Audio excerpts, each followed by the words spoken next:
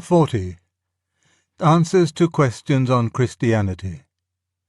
First published as a pamphlet by the Electrical and Musical Industries Christian Fellowship, Hayes, Middlesex, 1944, and subsequently in Undeceptions, 1971, and Timeless at Heart, 1991. Lewis. I have been asked to open with a few words on Christianity and modern industry. Now, modern industry is a subject of which I know nothing at all. But for that very reason, it may illustrate what Christianity, in my opinion, does and does not do. Christianity does not replace the technical. When it tells you to feed the hungry, it doesn't give you lessons in cookery. If you want to learn that, you must go to a cook rather than a Christian. If you are not a professional economist and have no experience of industry, simply being a Christian won't give you the answer to industrial problems. My own idea is that modern industry is a radically hopeless system. You can improve wages, hours, conditions, etc., but all that doesn't cure the deepest trouble, i.e., that numbers of people are kept all their lives doing dull repetition work, which gives no full play to their faculties. How that is to be overcome I do not know. If a single country abandoned the system, it would merely fall a prey to the other countries which hadn't abandoned it. I don't know the solution. That is not the kind of thing Christianity teaches a person like me. Let's now carry on with the questions. Question 1. Christians are taught to love their neighbours. How, therefore, can they justify their attitude of supporting the war? Lewis. You are told to love your neighbour as yourself. How do you love yourself? When I look into my own mind, I find that I do not love myself by thinking myself a dear old chap, or having affectionate feelings. I do not think that I love myself because I am particularly good, but just because I am myself, and quite apart from my character. I might detest something which I have done. Nevertheless, I do not cease to love myself. In other words, that definite distinction that Christians make between hating sin and loving the sinner is one that you have been making in your own case since you were born.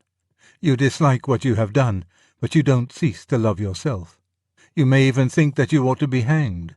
You may even think that you ought to go to the police and own up and be hanged. Love is not an affectionate feeling, but a steady wish for the loved person's ultimate good as far as it can be obtained. It seems to me, therefore, that when the worst comes to the worst, if you cannot restrain a man by any method except by trying to kill him, then a Christian must do that. That is my answer, but I may be wrong. It is very difficult to answer, of course. Question 2. Supposing a factory worker asked you, "How can I find God?" How would you reply? Lewis. I don't see how the problem would be different for a factory worker than for anyone else.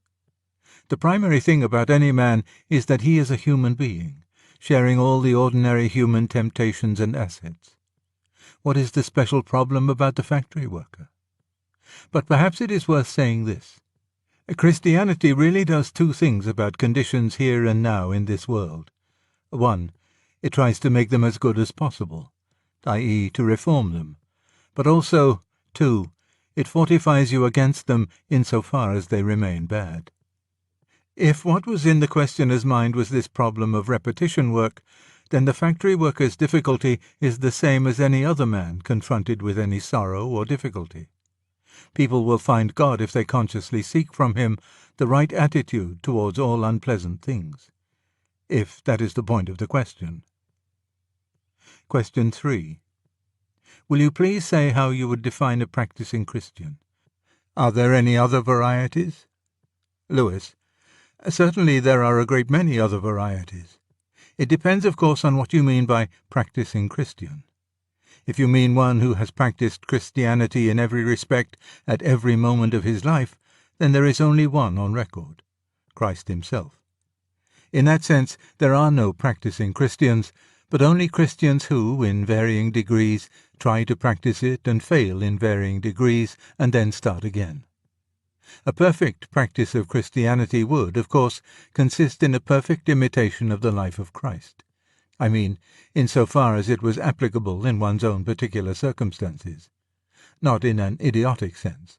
It doesn't mean that every Christian should grow a beard, or be a bachelor, or become a travelling preacher. It means that every single act and feeling, every experience, whether pleasant or unpleasant, must be referred to God.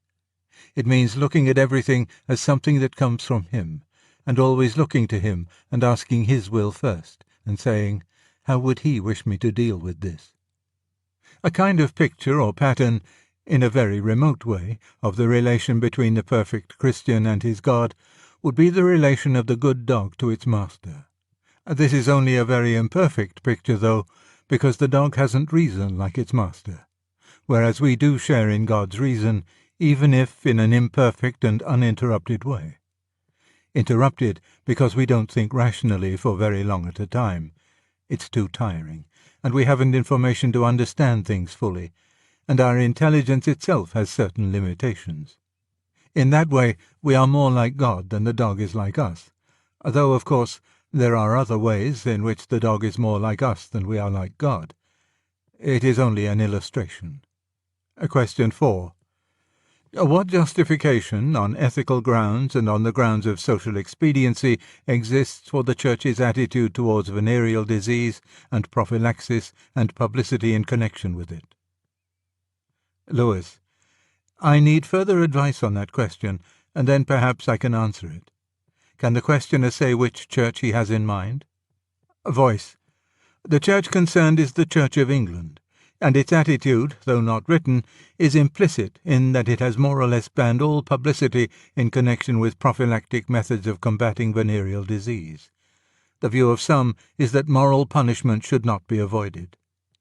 Lewis: I haven't myself met any clergyman of the Church of England who held that view, and I don't hold it myself. There are obvious objections to it.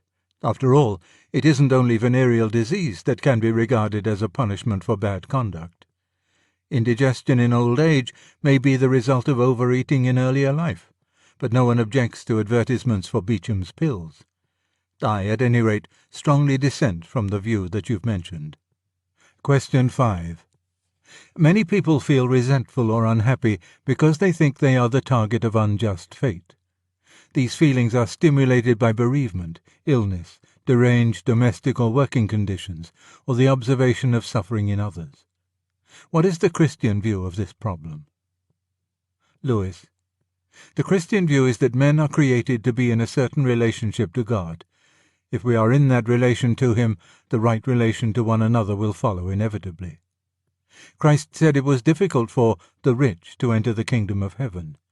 Matthew chapter 19, verse 23, Mark chapter 10, verse 23, Luke chapter 18, verse 24, referring, no doubt, to riches in the ordinary sense. But I think it really covers riches in every sense: good fortune, health, popularity, and all the things one wants to have. All these things tend, just as money tends, to make you feel independent of God, because if you have them, you are happy already and contented in this life. You don't want to turn away to anything more, and so you try to rest in a shadowy happiness, as if it could last forever. But God wants to give you a real and eternal happiness. Consequently, He may have to take all these riches away from you. If He doesn't, you will go on relying on them. It sounds cruel, doesn't it? But I am beginning to find out that what people call the cruel doctrines are really the kindest ones in the long run. I used to think it was a cruel doctrine to say that troubles and sorrows were punishments. But I find in practice that when you are in trouble, the moment you regard it as a punishment, it becomes easier to bear. If you think of this world as a place intended simply for our happiness, you find it quite intolerable. Think of it as a place of training and correction, and it's not so bad. Imagine a set of people all living in the same building. Half of them think it is a hotel, the other half think it is a prison. Those who think it a hotel might regard it as quite intolerable, and those who thought it was a prison might decide that it was really surprisingly comfortable. So that what seems the ugly doctrine is the one that comforts and strengthens you in the end. The people who try to hold an optimistic view of this world would become pessimists. The people who hold a pretty stern view of it become optimistic. Question 6. Materialists and some astronomers suggest that the solar planetary system and life as we know it was brought about by an accidental stellar collision. What is the Christian view of this theory? Lewis: if the solar system was brought about by an accidental collision, then the appearance of organic life on this planet was also an accident, and the whole evolution of man was an accident too. If so, then all our present thoughts are mere accidents, the accidental byproduct of the movement of atoms. And this holds for the thoughts of the materialists and astronomers as well as for anyone else's. But if their thoughts, i.e., of materialism and astronomy, are merely accidental byproducts, why should we believe them to be true? I see no reason for believing that one accident should be able to give me a correct account of all the other accidents. It's like expecting that the accidental shape taken by the splash when you upset a milk jug should give you a correct account of how the jug was made and why it was upset. Question 7. Is it true that Christianity, especially the Protestant forms, tends to produce a gloomy, joyless condition of society which is like a pain in the neck to most people? Lewis: as to the distinction between Protestant and other forms of Christianity, it is very difficult to answer. I find by reading about the 16th century that people like Sir Thomas More, for whom I have a great respect, always regarded Martin Luther's doctrines not as gloomy thinking, but as wishful thinking. I doubt whether we can make a distinction between Protestant and other forms in this respect. Whether Protestantism is gloomy, and whether Christianity at all produces gloominess, I find it very difficult to answer, as I have never lived in a completely non-Christian society, nor a completely Christian one, and I wasn't there in the 16th century, and only have my knowledge from reading books. I think there is about the same amount of fun and gloom in all periods. The poems, novels, letters, etc. of every period all seem to show that. But again, I don't really know the answer, of course. I wasn't there. Question 8. Is it true that Christians must be prepared to live a life of personal discomfort and self-sacrifice in order to qualify for pie in the sky? Lewis: all people, whether Christians or not, must be prepared to live a life of discomfort. It is impossible to accept Christianity for the sake of finding comfort. But the Christian tries to lay himself open to the will of God, to do what God wants him to do. You don't know in advance whether God is going to set you to do something difficult or painful, or something that you will quite like. And some people of heroic mould are disappointed when the job doled out to them turns out to be something quite nice. But you must be prepared for the unpleasant things and the discomforts. I don't mean fasting and things like that. They are a different matter. When you are training soldiers in manoeuvres, you practice with blank ammunition, because you would like them to have practice before meeting the real enemy. So we must practice in abstaining from pleasures which are not in themselves wicked. If you don't abstain from pleasure, you won't be good when the time comes along. It is purely a matter of practice. Voice: are not practices like fasting and self-denial borrowed from earlier or more primitive religions? Lewis: I can't say for certain which bits came into Christianity from earlier religions. An enormous amount did. I should find it hard to believe Christianity if that were not so. I couldn't believe that 999 religions were completely false and the remaining one true. In reality, Christianity is primarily the fulfillment of the Jewish religion, but also the fulfillment of what was vaguely hinted in all the religions at their best. What was vaguely seen in them all comes into focus in Christianity, just as God himself comes into focus by becoming a man. I take it that the speaker's remarks on earlier religions are based on evidence about modern savages. I don't think it is good evidence. Modern savages usually represent some decay in culture. You find them doing things which look as if they had a fairly civilized basis once, which they have forgotten. To assume that primitive man was exactly like the modern savage is unsound. A voice: could you say any more on how one discovers whether a task is laid on one by God or whether it comes in some other way? If we cannot distinguish between the pleasant and the unpleasant things, it is a complicated matter. Lewis: we are guided by the ordinary rules of moral behavior. which I think are more or less common to the human race and quite reasonable and demanded by the circumstances. I don't mean anything like sitting down and waiting for a supernatural vision. A voice. We don't qualify for heaven by practice, but salvation is obtained at the cross. We do nothing to obtain it but follow Christ. We may have pain or tribulation, but nothing we do qualifies us for heaven but Christ. Lewis. The controversy about faith and works is one that has gone on for a very long time, and it is a highly technical matter. I personally rely on the paradoxical text, "Work out your own salvation, for it is God that worketh in you." Philippians chapter 2, verses 12 and 13. It looks as if in one sense we do nothing, and in another case we do a damned lot. Work out your own salvation with fear and trembling, but you must have it in you before you can work it out. But I have no wish to go further into it, as it would interest no one but the Christians present, would it? Question 9. Would the application of Christian standards bring an end or greatly reduce scientific and material progress? In other words, is it wrong for a Christian to be ambitious and strive for personal success?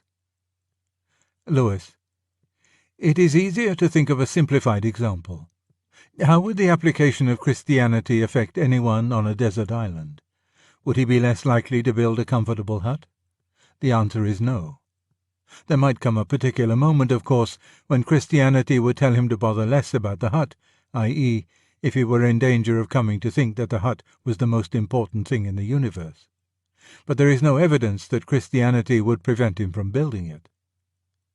Ambition. We must be careful what we mean by it. If it means the desire to get ahead of other people, which is what I think it does mean, then it is bad. If it means simply wanting to do a thing well, then it is good. It isn't wrong for an actor to want to act his part as well as it can possibly be acted, but the wish to have his name in bigger type than the other actors is a bad one. A voice. It's all right to be a general, but if it is one's ambition to be a general, then you shouldn't become one. Lewis. The mere event of becoming a general isn't either right or wrong in itself. What matters morally is your attitude towards it. The man may be thinking about winning a war. He may be wanting to be a general because he honestly thinks that he has a good plan and is glad of a chance to carry it out. That's all right. But if he is thinking, "What can I get out of the job?" or "How can I get on the front page of the Illustrated News?" then it is all wrong. And what we call ambition usually means the wish to be more conspicuous or more successful than someone else. It is this competitive element in it that is bad. It is perfectly reasonable to want to dance well or to look nice. But when the dominant wish is to dance better or look nicer than the others, when you begin to feel that if the others danced as well as you or looked as nice as you, that would take all the fun out of it, then you are going wrong. A voice. I am wondering how far we can ascribe to the work of the devil those very legitimate desires that we indulge in. Some people have a very sensitive conception of the presence of the devil. Others haven't. Is the devil as real as we think he is? That doesn't trouble some people, since they have no desire to be good, but others are continually harassed by the old man himself. Lewis. No reference to the devil or devils is included in any Christian creeds, and it is quite possible to be a Christian without believing in them. I do believe such beings exist, but that is my own affair. Supposing there to be such beings, the degree to which humans were conscious of their presence would presumably vary very much.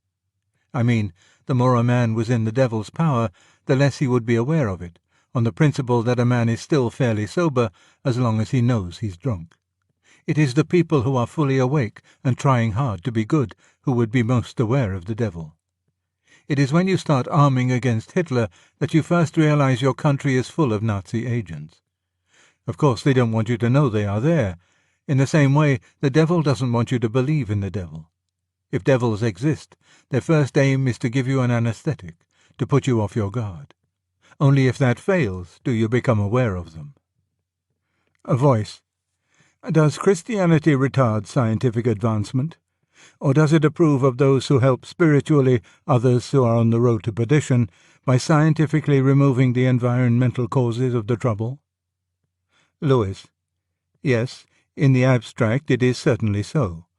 At a particular moment, if most human beings are concentrating only on material improvements in the environment, it may be the duty of Christians to point out, and pretty loudly, that this isn't the only thing that matters. But as a general rule, it is in favor of all knowledge and all that will help the human race in any way. Question 10. The Bible was written thousands of years ago for people in a lower state of mental development than today. Many portions seem preposterous in the light of modern knowledge. In view of this, should not the Bible be rewritten with the object of discarding the fabulous and reinterpreting the remainder? Lewis. First of all, as to the people in a lower state of mental development, I am not so sure what lurks behind that. If it means that people 10,000 years ago did not know a good many things that we know now, of course I agree. But if it means that there has been any advance in intelligence in that time, I believe there is no evidence for any such thing. The Bible can be divided into two parts, the Old and the New Testaments.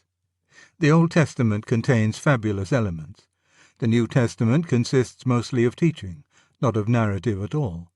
But where it is narrative, it is, in my opinion, historical. As to the fabulous element in the Old Testament, I very much doubt if you would be wise to chuck it out. What you get is something coming gradually into focus. First you get, scattered through the heathen religions all over the world, but still quite vague and mythical, the idea of a God who is killed and broken and then comes to life again. No one knows where he is supposed to have lived and died. He's not historical. Then you get the Old Testament. Religious ideas get a bit more focused. Everything is now connected with a particular nation. And it comes still more into focus as it goes on. Jonah and the whale, the book of Jonah. Noah and his ark, Genesis chapters 6 to 8, are fabulous. But the court history of King David, 2 Samuel chapter 2, 1 Kings chapter 2, is probably as reliable as the court history of Louis XIV. Then, in the New Testament, the thing really happens. The dying God really appears, as a historical person, living in a definite place and time. If we could sort out all the fabulous elements in the earlier stages and separate them from the historical ones, I think we might lose an essential part of the whole process. That is my own idea. Question 11. Which of the religions of the world gives to its followers the greatest happiness? Lewis. Which of the religions of the world gives to its followers the greatest happiness? While it lasts, the religion of worshipping oneself is the best. I have an elderly acquaintance of about 80 who has lived a life of unbroken selfishness and self-admiration from the earliest years, and is, more or less, I regret to say, one of the happiest men I know. From the moral point of view, it is very difficult. I am not approaching the question from that angle. As you perhaps know, I haven't always been a Christian. I didn't go to religion to make me happy. I always knew a bottle of port would do that. If you want a religion to make you feel really comfortable, I certainly don't recommend Christianity. I am certain there must be a patent American article on the market which will suit you far better, but I can't give any advice on it. Question 12. Are there any unmistakable outward signs in a person surrendered to God?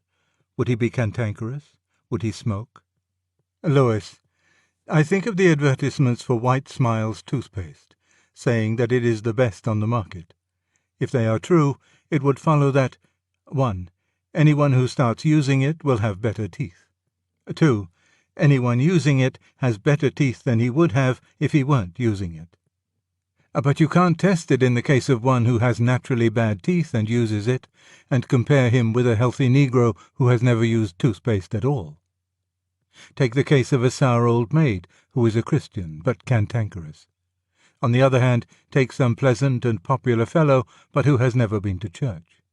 Who knows how much more cantankerous the old maid might be if she were not a Christian, and how much more likable the nice fellow might be if he were a Christian. You can't judge Christianity simply by comparing the product in those two people. You would need to know what kind of raw material Christ was working on in both cases. As an illustration, let us take a case of industrialism. Let us take two factories. Factory A, with poor and inadequate plant, and factory B with first-class modern plant. You can't judge by the outside. You must consider the plant and the methods by which they are run, and considering the plant at factory A, it may be a wonder it does anything at all.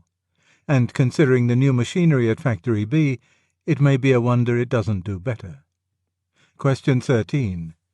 What is your opinion about raffles within the plant, no matter how good the cause, which, not infrequently, is given less prominence than the alluring list of prizes? Lewis. Gambling ought never to be an important part of a man's life. If it is a way in which large sums of money are transferred from person to person without doing any good, e.g. producing employment, goodwill, etc., then it is a bad thing. If it is carried out on a small scale, I am not sure that it is bad. I don't know much about it, because it is about the only vice to which I have no temptation at all, and I think it is a risk to talk about things which are not in my own make-up, because I don't understand them. If anyone comes to me asking me to play bridge for money, I just say, "How much do you hope to win? Take it and go away." Question 14. Many people are quite unable to understand the theological differences which have caused divisions in the Christian Church. Do you consider that these differences are fundamental, and is the time now ripe for reunion? Lewis. The time is always ripe for reunion. Divisions between Christians are a sin and a scandal, and Christians ought at all times to be making contributions towards reunion, if it is only by their prayers. I am only a layman and a recent Christian, and I do not know much about these things, but in all the things which I have written and thought, I have always stuck to traditional dogmatic positions. The result is that letters of agreement reach me from what are ordinarily regarded as the most different kinds of Christians. For instance, I get letters from Jesuits, monks, nuns, and also from Quakers and Welsh dissenters, and so on. So it seems to me that the extreme elements in every church are nearest one another, and the liberal and broad-minded people in each body could never be united at all. The world of dogmatic Christianity is a place in which thousands of people of quite different types keep on saying the same thing. And the world of broad-mindedness and watered-down religion is a world where a small number of people, all of the same type, say totally different things and change their minds every few minutes. We shall never get reunion from them. Question 15. In the past, the Church used various kinds of compulsion in attempts to force a particular brand of Christianity on the community. Given sufficient power, is there not a danger of this sort of thing happening again? Lewis. Yes. I hear nasty rumours coming from Spain. Persecution is a temptation to which all men are exposed. I had a postcard signed M.D., saying that anyone who expressed and published his belief in the virgin birth should be stripped and flogged. That shows you how easily persecution of Christians by the non-Christians might come back. Of course, they wouldn't call it persecution. They'd call it compulsory re-education of the ideologically unfit, or something like that. But of course, I have to admit that Christians themselves have been persecutors in the past. It was worse of them because they ought to have known better. They weren't worse in any other way. I detest every kind of religious compulsion. Only the other day I was writing an angry letter to the Spectator about church parades in the Home Guard. Question 16. Is attendance at a place of worship or membership with a Christian community necessary to a Christian way of life? Lewis. That's a question which I cannot answer. My own experience is that when I first became a Christian, about 14 years ago, I thought that I could do it on my own, by retiring to my rooms and reading theology, and I wouldn't go to the churches and gospel halls. And then later I found that it was the only way of flying your flag. And, of course, I found that this meant being a target. It is extraordinary how inconvenient to your family it becomes for you to get up early to go to church. It doesn't matter so much if you get up early for anything else, but if you get up early to go to church, it's very selfish of you, and you upset the house. If there is anything in the teaching of the New Testament which is in the nature of a command, it is that you are obliged to take the sacrament, and you can't do it without going to church. I disliked very much their hymns, which I considered to be fifth-rate poems set to sixth-rate music. But as I went on, I saw the great merit of it. I came up against different people of quite different outlooks and different education, and then gradually my conceit just began peeling off. I realized that the hymns, which were just sixth-rate music, were nevertheless being sung with devotion and benefit by an old saint in elastic-sided boots in the opposite pew. And then you realize that you aren't fit to clean those boots. It gets you out of your solitary conceit. It is not for me to lay down laws, as I am only a layman, and I don't know much. Question 17. If it is true that one only has to want God enough in order to find him, how can I make myself want him enough to enable myself to find him? Lewis. If you don't want God, why are you so anxious to want him? I think that in reality the want is a real one, and I should say that this person has in fact found God, although it may not be fully recognized yet. We are not always aware of things at the time they happen. At any rate, what is more important is that God has found this person, and that is the main thing.